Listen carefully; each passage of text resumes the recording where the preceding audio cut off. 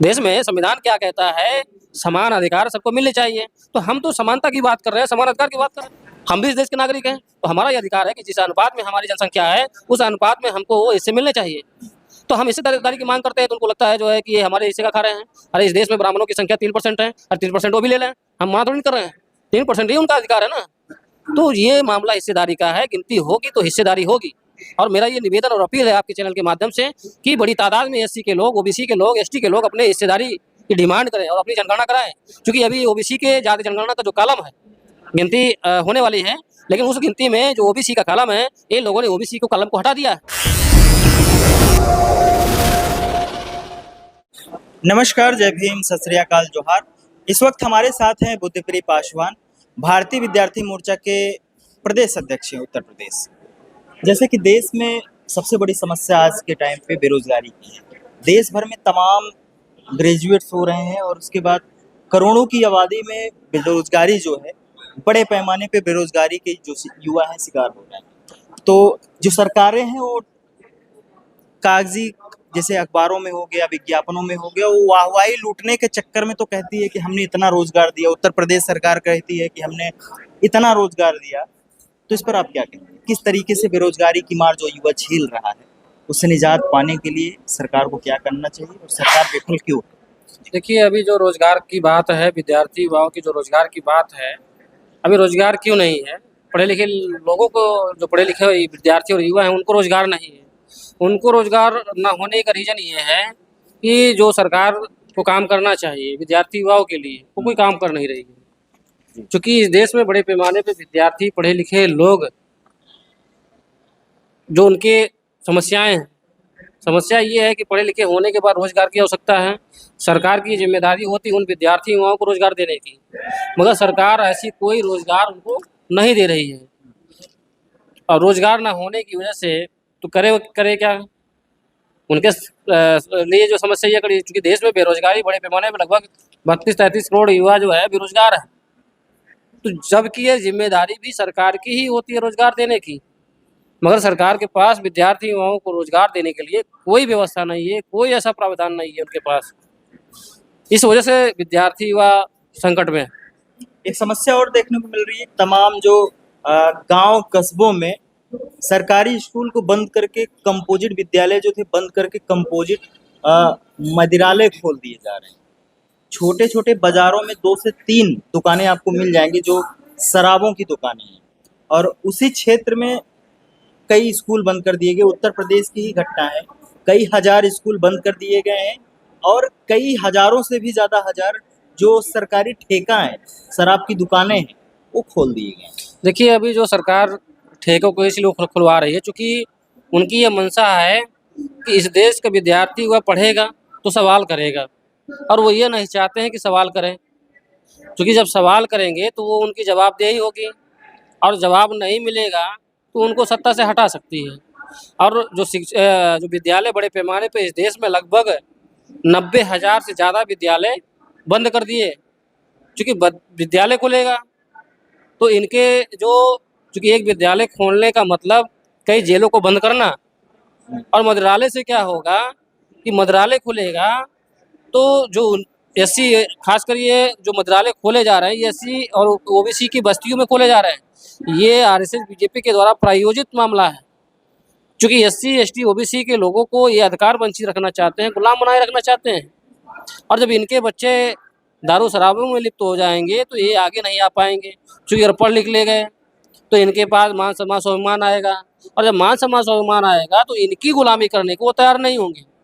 और वो ये चाहते नहीं है कि ये लोग हमारी बराबरी में आए, ये हमारी बराबरी में जो बैठे। आज भी एससी एसटी ओबीसी के लोग जो ऊंचे पदों पे हैं, फारवर्ड के लोग, या आप कह सकते हैं ब्राह्मण क्षत्रिय लोग, इनके साथ में बैठना पसंद नहीं करते हैं, आज भी नहीं बैठना पसंद करते हैं। तो मामला ये है, क्योंकि वो ये चाहते हैं कि एससी एसटी के लोग अगर अनपढ़ रहेंगे तो ही हमारी गुलामी करेंगे। बड़े गुलामी करने के लिए विद्यालय को बंद किया जा रहा है और मंत्रालय को खोला जा रहा है। मंत्रालय से केवल कलह पैदा हो रहा है देश में, उससे समस्याएं, पतन हो रहा है एससी एसटी ओबीसी के लोगों का। तो यही एक रीजन है। शिक्षा व्यवस्था को लेकर देश में बहुत बड़ा सवाल खड़ा हो रहा है। तमाम जो परीक्षाएं हैं वो सरकार जो है, चाहे केंद्र की सरकारें हों चाहे राज्य की सरकारें हों, जहां भी डबल इंजन की सरकार है वहां पे भी ये परीक्षाओं को लेकर लीक के मामले आ रहे हैं कि यानी कि डबल इंजन सरकार से पेपर भी ढंग से नहीं हो रहा है, तो राज्य कैसे संभालेंगे?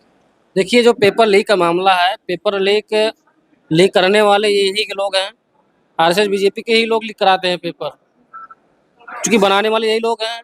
और जो बनाने वाली संस्थाओं को इन्होंने टेंडर दिया हुआ है, एनटीए है। एनटीए गवर्नमेंट संस्था नहीं है, ये प्राइवेट संस्था है। तो जो प्राइवेट संस्था के पास कोई चीज़ अधिकार होगा तो वो अपने अनुसार काम करेगा। तो ये जो बदमाशियां हो रही है, ये बदमाशी इन्हीं के लोगों के द्वारा हो रही है, मिली-जुली बगल से हो रही है। अभी एनटीए ने ये उसने भी एक बात कबूल की है कि जो है पेपर लीक हुए हैं। तो जो पेपर लीक होने की वजह से पढ़ने वाले विद्यार्थी धर्मेंद्र हैं, प्रधान के इस्तीफे के बाद महाराष्ट्र में एक बार फिर से पेपर लीक हो गया। वही चीज़ है ना, समस्या एनटीए है, सरकारी प्राइवेट संस्था है। जो भी प्राइवेट हैं, प्राइवेट संस्थाओं की वजह से हर किसी का शोषण हो रहा है। चाहे वहाँ प्राइवेट संस्थाओं में काम करने वाले लोग हों, उनका शोषण हो रहा है। प्राइवेट संस्थाओं के द्वारा जो भी काम हो रहा है, जिसके लिए हो रहा है, उनका भी शोषण हो रहा है। पढ़ने वाले विद्यार्थियों को वास्तविक अधिकार नहीं मिल रहा है। जो मेहनत करने वाले हैं, चूंकि एससी एसटी ओबीसी के लोग, ये विद्यार्थी मेहनत करने वाले विद्यार्थी हैं, इनके पास पैसा नहीं है, तो वो मेहनत के बल पर ही कुछ हासिल करना चाहते हैं। और जो ये फॉरवर्ड कम्युनिटी के लोग हैं, इनके अंदर मेहनत करने की क्षमता नहीं है। वो जानते हैं कि हमारे लोग ऊंचे पदों पर बैठे हुए हैं, हमारा हो जाएगा, और होता भी है। पर्दे के पीछे से उन्हीं लोगों को भरा जा रहा है। तो बड़े पैमाने पे जो भर्तियां अभी हो रही हैं, आउटसोर्स से हो रही हैं, क्योंकि उनके लोग वहाँ बैठे हुए हैं। वो लेटर एंट्री के माध्यम से आईएएस बना रहे हैं, तमाम ऐसे पदों पे जो है ऐसे बैकडोर से भर रहे हैं। जी, गरीब छात्रों को शिक्षा, उच्च शिक्षा, हायर एंड फॉरेन एजुकेशन के लिए स्कॉलरशिप का प्रावधान समझा। ओबीसी के छात्रों को, उत्तर प्रदेश की मैं बात करूं तो उत्तर प्रदेश में बड़े पैमाने पर ओबीसी के छात्रों का स्कॉलरशिप नहीं आता है, और फेलोशिप, जो रिसर्च स्कॉलर हैं उनका फेलोशिप नहीं मिल रहा है। तो क्या सरकार के पास बजट नहीं है ओबीसी एससी एसटी के छात्रों को फेलोशिप और स्कॉलरशिप देने के लिए? देखिए, सरकार के पास बजट है, नेताओं को खरीदना होता है तो उनके पास हजारों हजार करोड़ रुपए कहाँ से आता है? ये पैसा बस केवल बेफजूल जगह लगा रहे हैं। विद्यार्थी युवाओं के भविष्य में इनका कोई फोकस ही नहीं है। आज वो आप ओबीसी की बात कर रहे हैं, ओबीसी की जनसंख्या कितनी है? तो जो 1932 का जो डाटा कहता है वो 52% है। तो जिसकी जितनी संख्या है उसको उस अनुपात में हिस्सेदारी मिलनी चाहिए। आज भी उनको उस अनुपात में हिस्सेदारी नहीं मिल रही है। मंडल कमीशन के अनुसार ओबीसी को जो है 27% रिजर्वेशन मिला हो, प्रतिनिधित्व मिला, मगर 27 भी नहीं लागू है, 7% भी नहीं लागू है। तो बाकी जो 27 में जो 20 है वो कौन खा रहा है? तो ये वही जनरल कम्युनिटी के लोग खा रहे हैं, दूसरा कोई नहीं खा रहा है। दूसरी चीज है, जब हमारी गिनती होगी तो गिनती के आधार पे हमको हिस्सेदारी मिलेगी। यानी 1931-32 के बाद आज तक जाति जनगणना नहीं हुई, और जात जनगणना न होने की वजह से जो ओबीसी के अधिकार के लिए बजट एलोकेट होना चाहिए, वो बजट एलोकेट नहीं हो रहा। जब कोई बजट एलोकेट होगा तो ही हमारा डेवलपमेंट होगा, और डेवलपमेंट ना होने का सबसे बड़ा रीजन है बजट पास ना होना, क्योंकि ओबीसी गिनती हो ही नहीं रही है, तो बजट कहाँ से आए? जब गिनती का डाटा जाएगा तो ये पता चलेगा कि हाँ, ओबीसी की इतनी संख्या है, तो उनको हिस्सेदारी देनी पड़ेगी, और हिस्सेदारी अगर नहीं मिलती है तो ओबीसी के लोग आंदोलन करेंगे, और आंदोलन के बल पे अपनी सरकार बनाएंगे। जब उनकी सरकार होगी तो वो स्वयं ले हासिल कर सकते हैं वो चीज़। तो मामला गिनती इतना बड़ा महत्व है, गिनती का महत्व बहुत बड़ा महत्व है, ये एससी ओबीसी के लोगों को भी समझना होगा। विद्यालयों और विश्वविद्यालयों में ठेकेदारी जो प्रथा है बड़े पैमाने पर चल रही है। सेंट्रल यूनिवर्सिटी इलाहाबाद की बात करें तो वहाँ पे भी वहाँ के जो डीन हैं, वहाँ के संगीता श्रीवास्तव के खिलाफ लगातार छात्र जो हैं आंदोलन कर रहे हैं, और 400% फीस की वृद्धि कर दी गई। 10-20% की बात है भी नहीं, 400% फीस वृद्धि का मतलब है कि जो एससी एसटी ओबीसी के छात्र हैं, जो वास्तव में गरीब हैं, जो गरीब तबके से आते हैं, गांव देहात किसान के बेटे हैं, बेटियां हैं, वो शिक्षा कैसे ग्रहण कर पाएंगे सेंट्रल यूनिवर्सिटी में? देखिए, ये जो समस्या निर्माण हो रही है एससी एसटी ओबीसी के लिए ही निर्माण हो रही है, क्योंकि बड़ी तादाद में अब समाज में जागृति चेतना होने की वजह से लोग अपने बच्चों को यूनिवर्सिटियों में भेज रहे हैं, और यूनिवर्सिटियों में आकर के अच्छी जो शिक्षा हासिल कर रहे हैं। तो ये वो लोग नहीं चाहते हैं कि एससी एसटी ओबीसी के विद्यार्थी अच्छी शिक्षा हासिल करें, क्योंकि अच्छी शिक्षा हासिल होगी तो वो उनका भी विकास होगा, देश का विकास करेंगे। दूसरा मामला, जो संगीता श्रीवास्तव हैं वो इलीगल है, वो स्टेट यूनिवर्सिटी की प्रोफेसर रही हैं। आज उनको जो है, क्योंकि उनके पति जो है जज हैं, तो वो उसके बल पर हो सकता है, और उनकी जो मानसिकता है वो संघीय मानसिकता है, संघ के द्वारा प्रायोजित लोग हैं, तो उनको इलीगल जो है यहाँ लाया गया है, इनको ओबीसी बनाया गया है। दूसरा मामला ये है, जो आपने 400% की वृद्धि की बात आप कर रहे हैं, ये 400% की वृद्धि 2021 के बाद हुई, क्योंकि बड़ी तादाद में विद्यार्थी जो है यूनिवर्सिटियों में आने लगे, तो इनको ये लगा कि बड़ी तादाद में SC ST OBC के विद्यार्थी आ रहे हैं और यूनिवर्सिटियों से पढ़ के जाएंगे तो देश का तरक्की करेंगे। देश की तरक्की नहीं होनी चाहिए, इनकी मानसिकता है।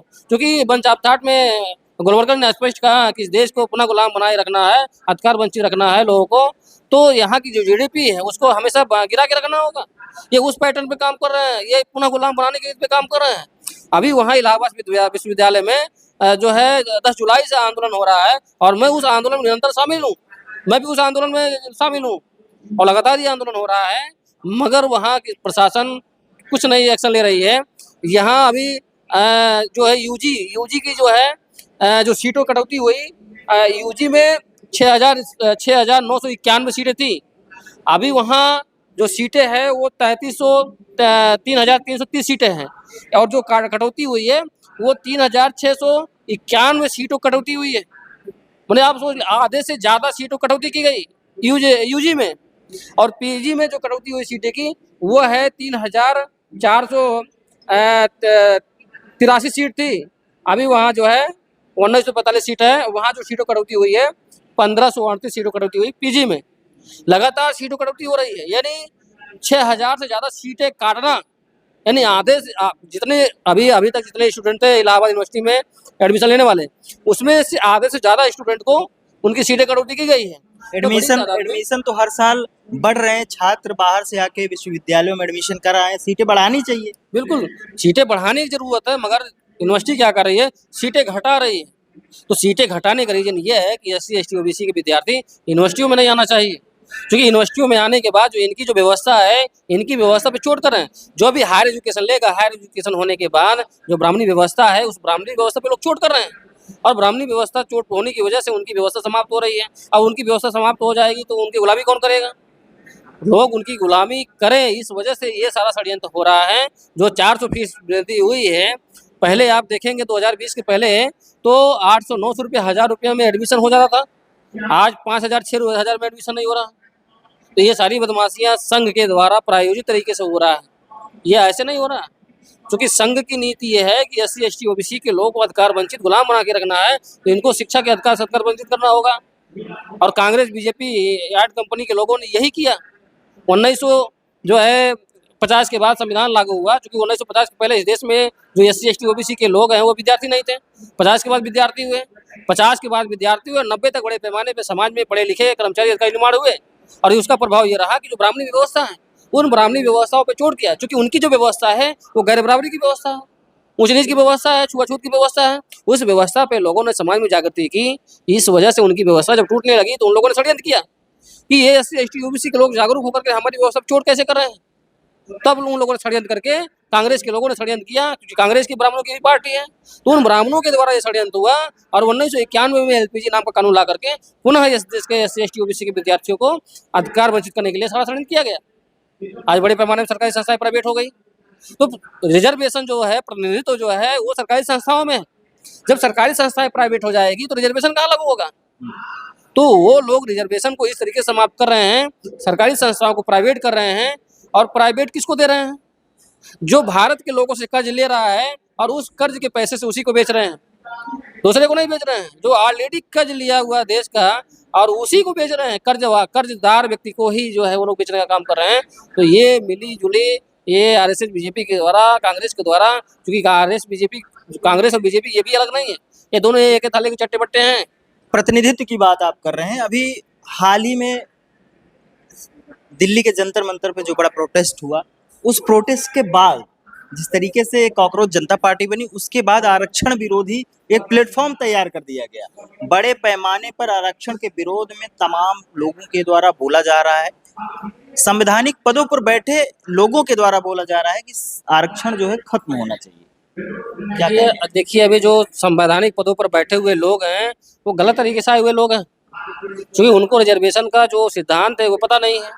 हम भाई ये कहते हैं कि हमारी जितनी संख्या है, हमें संख्या के अनुपात में हमारी हिस्सेदारी दे दो ना, हम तुम्हारे हिस्से में तो डाका डाले जा नहीं रहे हैं। हमारी जितनी संख्या है हमारा उतना अधिकार है, तो हमारा वो अधिकार दे दो कि देश में केवल उन्हीं का अधिकार है।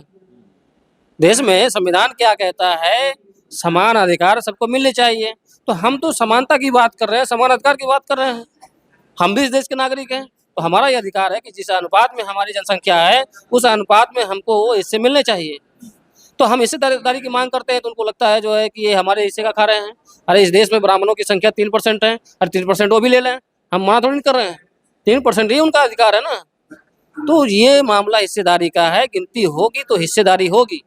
और मेरा ये निवेदन और अपील है आपके चैनल के माध्यम से कि बड़ी तादाद में एससी के लोग, ओबीसी के लोग, एसटी के लोग अपने हिस्सेदारी की डिमांड करें और अपनी जनगणना कराएं। क्योंकि अभी ओबीसी के जाति जनगणना का जो कॉलम है, गिनती होने वाली है, लेकिन उस गिनती में जो ओबीसी का कॉलम है, इन लोगों ने ओबीसी को कॉलम को हटा दिया है। एससी एसटी का कॉलम तो है मगर ओबीसी का कॉलम नहीं है। तो ओबीसी को भी वो जनरल कोड, जनरल के यानी जनरल वाले खाते में काउंट कर रहे हैं। तो इससे क्या होगा कि काउंट जब होगा तो ओबीसी का कोटा जनरल वाले काउंट में होगा। तो मामला आगे क्या आएगा कि ओबीसी का अधिकार ये जनरल वाले ले लेंगे, ओबीसी को नहीं मिलेगा। क्योंकि आज ये भी देखने को मिलता है, जो हमने अभी बात कही कि 27% मिला हुआ मगर 7% भी लागू नहीं है। आज कितने जो बीसी हैं, बीसी सेंट्रल यूनिवर्सिटियों में कितने जो है वाइस चांसलर हैं, ना के बराबर हैं। ओबीसी में प्रोफेसर कितने हैं, 0 प्रोफेसर हैं। एसोसिएट प्रोफेसर है, असिस्टेंट है, मगर प्रोफेसर नहीं है। सेंट्रल यूनिवर्सिटी में बात कर रहा हूँ, स्टेट की छोड़ दीजिए। तो इस देश में ये समस्याएं ओबीसी के लिए निर्माण हो रही है, क्योंकि इस देश में आधे से ज्यादा आबादी ओबीसी के लोग हैं। तो ये समझने की जरूरत है एससी एसटी ओबीसी के लोगों को कि संविधान जो बात करता है वो प्रतिनिधित्व की बात करता है, हिस्सेदारी की बात करता है। यदि अगर आप लोग अपनी हिस्सेदारी सुनिश्चित करना चाहते हैं तो आपको अपनी हिस्सेदारी के लिए आवाज उठाना होगा, इसकी लड़ाई लड़नी होगी तो ही मिलेगा। क्योंकि अधिकार मांगने से मिलता नहीं है, अधिकार के लिए लड़ना पड़ता है। आप लोगों को आगे आना होगा तो ही आपको ये अधिकार हासिल हो सकते हैं। तमाम ज्वलंत मुद्दों के साथ थे बुद्धिप्रिय पासवान, भारतीय विद्यार्थी मोर्चा के प्रदेश अध्यक्ष हैं। आप इस पर क्या सोचते हैं, इन तमाम मुद्दों पर आप क्या सोचते हैं?